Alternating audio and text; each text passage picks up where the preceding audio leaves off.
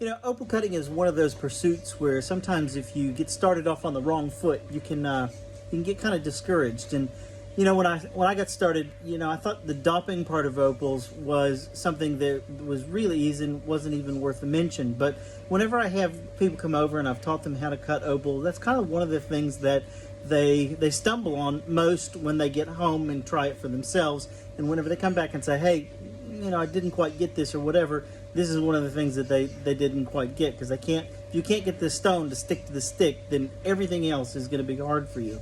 I'm making dop sticks today. I carry these dop sticks in the store if you want some, or you maybe pick up some tips as I go along here today.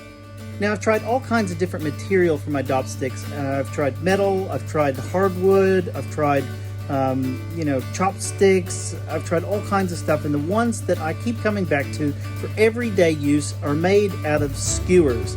Now, these aren't the cheap kebab skewers that you get in the grocery store. People that supply catering event companies have these sticks. They're about twice as thick as the cheap kebab sticks that you find in the stores.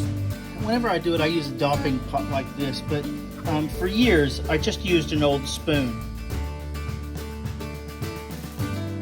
Hold it over a flame.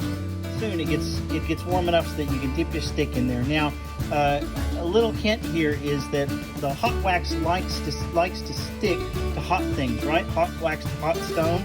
So whenever I'm doing mine, I will heat my stick up and then stick my stick in the wax, and the wax will want to stick to the stick then, right? And then I use my bench block to shape that wax in the way that I want. If it goes a little bit too far, I use the end of the block to pull the wax back.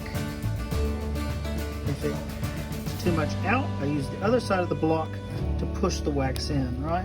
And between that pushing and the pulling, I can get it exactly like I want it every time.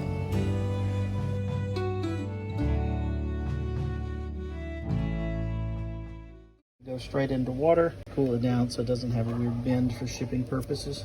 One of the other tricks that I've learned is really helpful is when I'm forming my dop sticks, I have a little bit of water on my bench block, and as soon as I get them just about right, I run the dops into the water and that cools them down, so that kind of sets the exact shape that I want.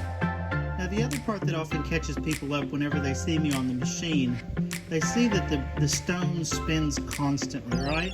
This is how you take facets out. Right, you can see, and it spins constantly. This isn't sped up. This is the actual speed that my stones go whenever, whenever I'm on the machine. The thing that most people miss whenever they get home and they try this on their own is that I actually always have 3 points of contact. They'll try to get in and do it like this, and it's really hard to do it like that. One of the reasons I spend time making my dops really nice on the end is because I always have 5 points of contact that alternate. One of them sticks in here, and the other 4 spin it, right? And I can go both directions, you know, like whenever you're taking facets out, both directions.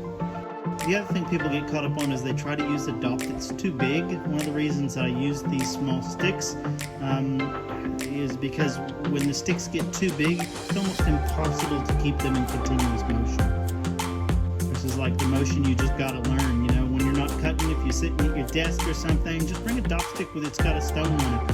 It's just gonna be a piece of rough that's been flattened out. And just get your, this is all muscle memory. This is tens of thousands of stones cut like this and polished like this. I don't think about this anymore. I can sit and talk or listen to podcasts or whatever, and this is 100% complete muscle memory. If you guys are watching this on YouTube, I'd like to take a second to invite you guys to hit that like button, and if you want to see more content like this, the little bell there, you ring that bell, you make sure that you get all of the videos. We do a lot more videos like this year. If you're not watching this on YouTube, watching it on one of the other social platforms, you can find all of the content that I'm posting on my YouTube channel, which is NN Opals. So just go to YouTube and search for NN Opals. You can see all of the content that I post there. It'd be very much appreciated. If you want to learn how to use these dop sticks, or maybe you already know how to use dop sticks and you want to learn some extra tips and tricks, I'll give you a link down below to my dopping masterclass.